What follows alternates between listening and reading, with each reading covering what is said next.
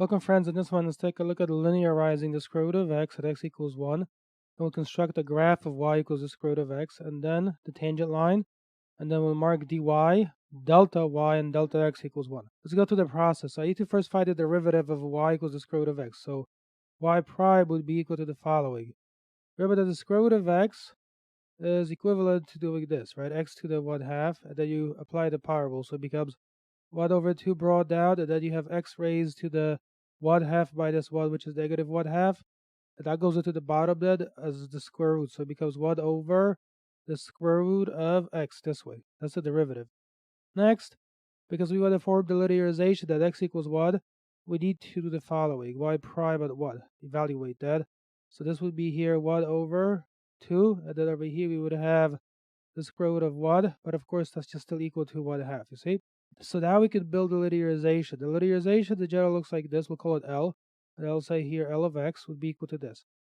The value of the function at 1, so y of, plus the value of the derivative at 1, so plus y prime of 1 multiplied by x minus 1 always.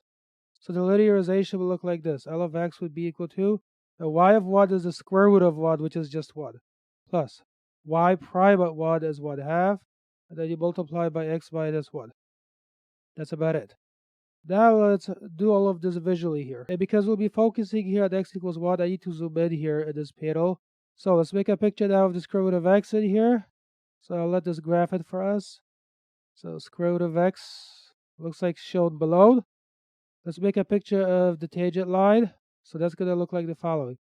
The 1 plus 1/2 and then x minus 1. Let that get graphed. I'm going to zoom in a tiny amount more here just to focus on the things that really matter. So essentially it's this region that's under study. So let's do this. Next I'm going to graph. Look, I want to graph, for example, dy, delta y, and delta x equals 1. Begin with delta x equals 1. So you're going to begin at x equals 1 because you see up here it says x equals 1. So you're going to begin at 1 and go over to 2 basically this way. So this part that you see on the screen plays the role of delta x. Let's label it as such. So this is delta x. Some people will interchangeably call this dx. It just represents the value that represents the change in x. Now, we also want to represent dy and delta y. So dy, let's do a calculation on dy. On their side here, I'm going to do the following. Dy, the differential, is equal to the following usually. So y prime at 1 times the delta x. Some people there again will write it dx, meaning the same thing though. So in our case, remember, y prime at 1 is 1/2. And you're going to multiply by delta x, which is 1. Simplify that, gives a value of 1/2. Now, where is this 1/2 in the picture here?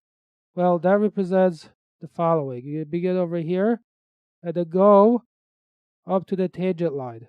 That red line represents dy.